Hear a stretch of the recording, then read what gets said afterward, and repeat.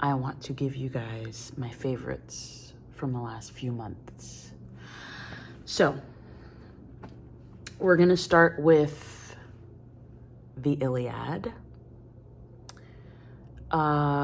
This book I started in January because a friend of mine and collaborator, his name's Darcy, James Argue, he was reading it, and there's something about me that, like, I don't know if it's because I didn't really go to like traditional American college or something, and I feel like maybe I feel in a way like I missed out on studying the great works of literature. I think if I could go back, that's one of the things, I guess you can always go, I mean, I could always do it now, but I think that's one of the things that I have often regretted, is that I didn't get to study the canon of Western literature, I guess. And that might be a hang up, and it might be a totally, I don't know, ridiculous ambition of mine, but I've always had that ambition, I think, from a young age. I think when I was 12, my mom got me James Joyce's Ulysses for Christmas because I asked for it, and I thought that I would read it, and I thought that I would understand it. I still haven't read that book. I have tried and tried again. It has not worked. But anyway, back to the Iliad. My friend Darcy was reading it, and again, that just sparked in me that desire to dive back into the classics, the canon. And I started to read it. There's a translation, there's a bunch of translations. There's a translation by Emily Wilson that just came out not too long ago. So I bought the paperback copy of that. But I also listen to a lot of audiobooks because I like to knit, I like to do embroidery, I like to, listen sometimes while I'm walking.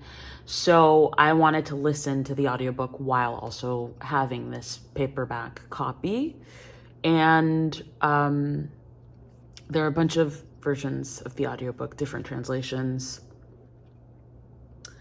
I couldn't pay attention to the Audra McDonald version because I think, so she reads the Emily Wilson translation of the Iliad, and I just couldn't pay attention to Audra reading it because I think her voice is just too recognizable to me. And also it's very poetic, like that version is very poetic. I think it's in, what verse is it in? So the version that Audra reads is in iambic pentameter. It's very poetic, it's very sung. Her voice already sings itself, and I found that as I was listening to it, I was more getting entranced by the singing quality of it, and I wasn't paying attention, and I was zoning out a lot. And I have given myself the option to back away when I zone out and try something else. I used to beat myself up a lot about zoning out, and now I realize that it's just a sign that I need to move on to something else. So I started listening to the translation by W.H.D. Rouse. And this is read by Anthony Heald.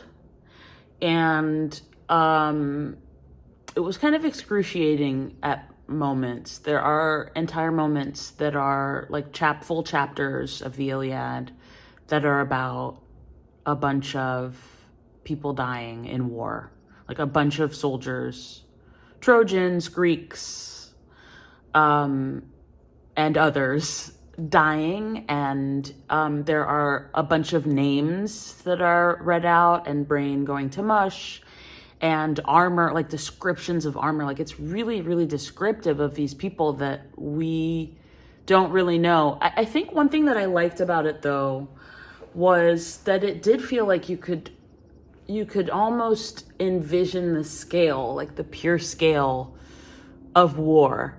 I had never really experienced that. I usually shy away from anything related to war. I don't like war movies. I don't like books about war, like about actual like fighting in war. But so this was the first time I was really like diving into it, and there was something kind of incredible, and I still have that sense of that feeling of scale. Like it was so huge. Every life was enormous, and this is so many lives that that are lost.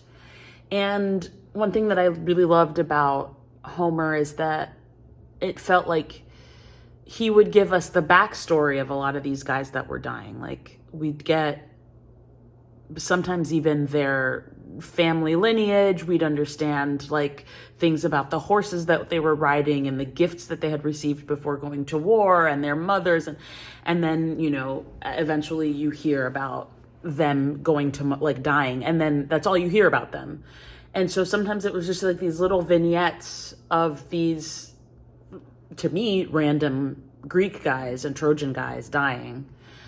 And the cumulative effect of that was, it just gave you a sense of scale. It gave me a sense of scale that, that was really stirring and moving, and I think it has me think about war in a different way too. Another thing I loved about the Iliad is how much Homer would compare certain scenes of war to images of nature, to things that had nothing to do with war. Like, and he used similes throughout. So you are on a battlefield. You are dealing with people killing each other, but you're also removed quite frequently, and you're placed in a farm with sheep and with milk. And he compares. I'll insert an excerpt here because I don't even really remember what it is. Just as when many flocks of geese or cranes or long-necked swans take wing across the meadow in Lydia around the streams of Caister, they soar in all directions, relishing their wings. Then with loud cries they swoop and settle so that the fen resounds with noise. So many flocked to Scamander's plain from ships and tents. The earth was ringing with the dreadful din of feet and hooves. A multitude assembled among the meadow flowers by Scamander, as many as the flowers and leaves in spring, as many as the throngs of buzzing flies flittering round a sheepfold in the spring, when every canister is full of milk. So many long-haired Greeks stood on the plain, facing the Trojans, eager to destroy them.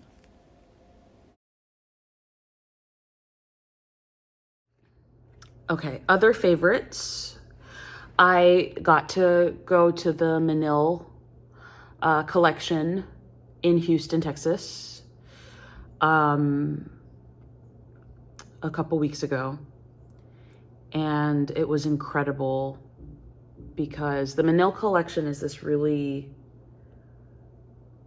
well-known art collection in Houston that was started by the Menil couple. These really, really interesting art-loving people who bought, like they had great taste and they bought art early on by incredible artists, by surrealists, by people like Cy Twombly, and they have a gallery that is dedicated to Cy Twombly's work. And there are these enormous, gorgeous, huge paintings by Cy Twombly that absolutely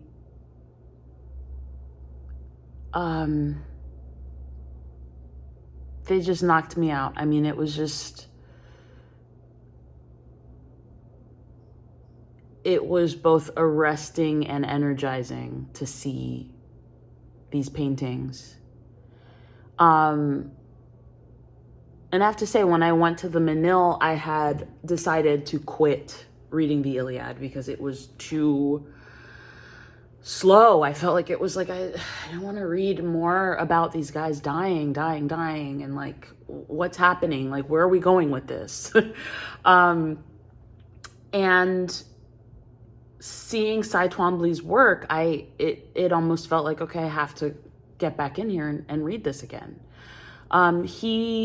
One of the things that I love about his paintings, I don't know how to talk about art, but they seem to me like they're abstract paintings, but there are figurative moments in the paintings, and there is handwriting in the paintings, like his handwriting. He writes words in his paintings, and I think as a huge fan of handwriting,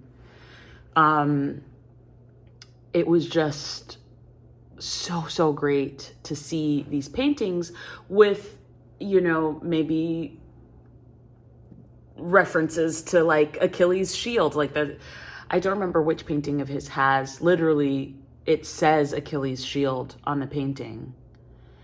And seeing that, I thought, okay, this is a sign. Like, I need to finish reading the Iliad. So Cy Twombly and the Iliad are kind of related in my mind. So is my grandpa. My grandpa's name was Achilles, Achille. So I am knitting. I have gotten so obsessed with knitting. I started just knitting these hats. So I'm going to show you this hat. This is a hat by Deggan. She makes patterns, and I haven't finished it yet, but it's a hat.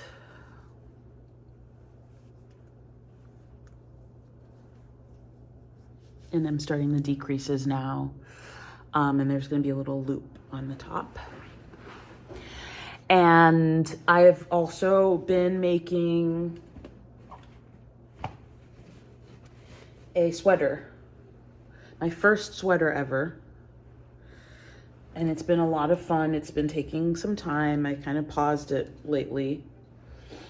But this is the sweater. This is sweater number 9 by My Favorite Things Knitwear. And I have a few projects that I want to do next with knitting. So once I'm done with the sweater and this hat, which I'm making for Sullivan, I want to make hats for the band.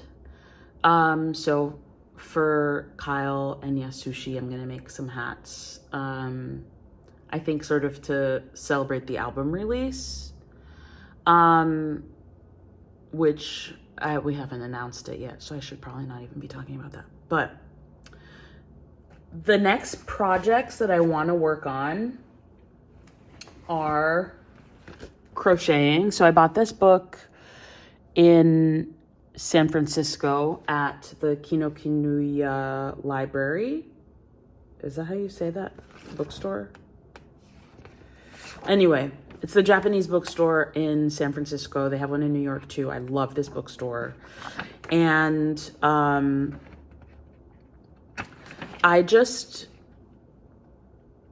bought this because I want to make something like this. I mean, look at that. And I also want to make this one. I mean, what the heck? The instructions in the back are in Japanese.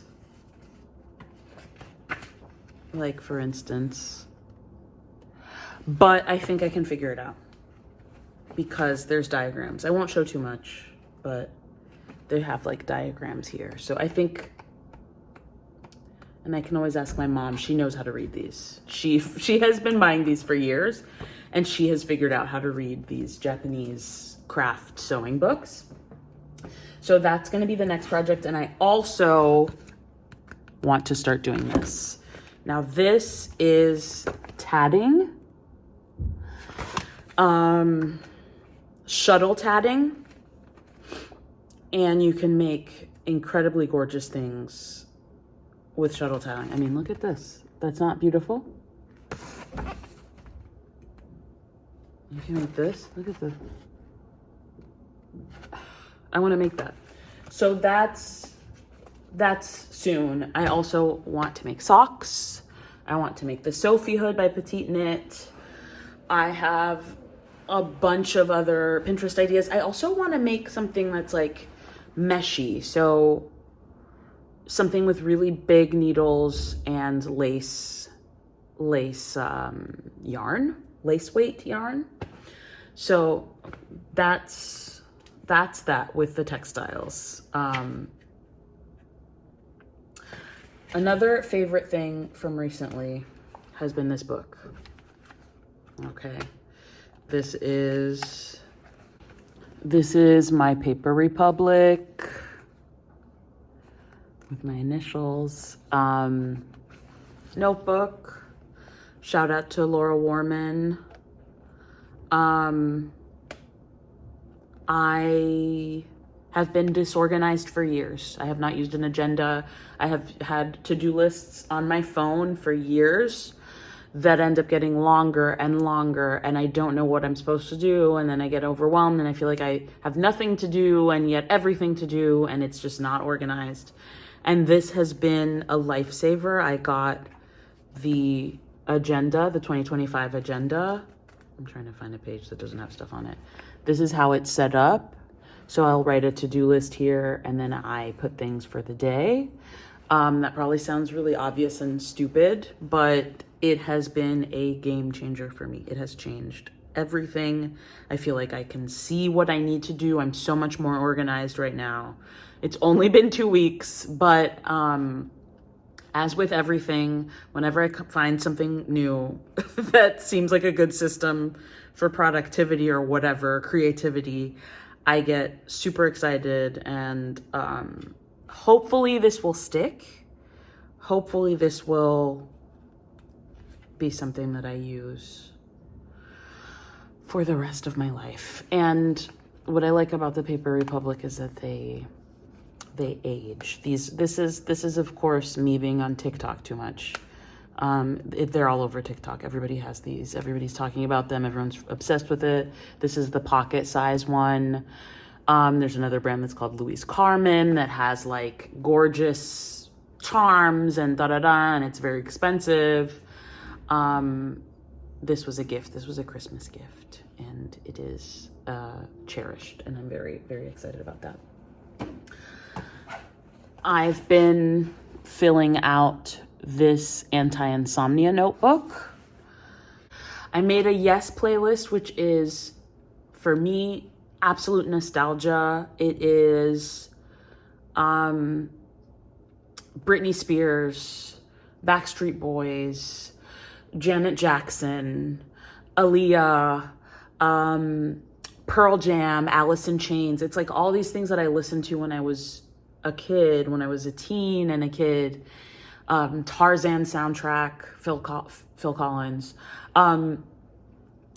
Before I was a musician and was like firmly rooted in a genre or like labeled as a jazz singer, let's say, I was listening to all of this stuff, and it was just such a joy and a pleasure, and it didn't feel like a guilty pleasure to be listening to the Tarzan soundtrack or Spice Girls or Backstreet Boys. Like, it just felt good, and I wanted to feel that around music again, because I feel like since it's my job, sometimes it feels like I have convinced myself that I need to approach it like a job and not like this really fun thing. Like, Speaking of music, I think I'm gonna probably make a video where I just talk about my music faves, because there are too many to say right now, and it's going to, we're already at the 30-minute mark probably, so we need to move on. But thanks for watching. I'm gonna try to keep doing this. This is putting me in a good mood. And I hope maybe it's been a good accompaniment to your dishwashing or something. Thanks, y'all. Bye.